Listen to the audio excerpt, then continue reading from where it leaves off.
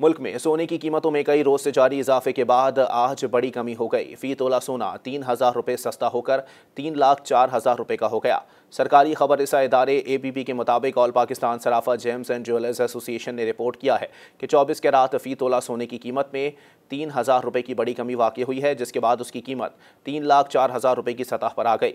इसी तरह 24 कैरात के हामिल 10 ग्राम सोने की कीमत भी 2,571 रुपये कम हो गई, जिसके बाद 10 ग्राम सोने की कीमत 2,60,603 रुपये हो गई, जबकि 22 कैरात 10 ग्राम सोने के दाम भी 2,359 रुपये कम हो गए, जिसके बाद 22 कैरात 10 ग्राम सोना 2,38,921 रुपये में फ़रोख्त हुआ। उधर चांदी की फ़ी तोला और 10 ग्राम कीमत बिलतरतीब 3,378 रुपये और 2,888 रुपये रही। एसोसिएशन ने रिपोर्ट किया है कि आलमी मंडी में फ़ी ऑन्स सोने की कीमत $28 तनज़ुली से $2,893 रिकॉर्ड की गई।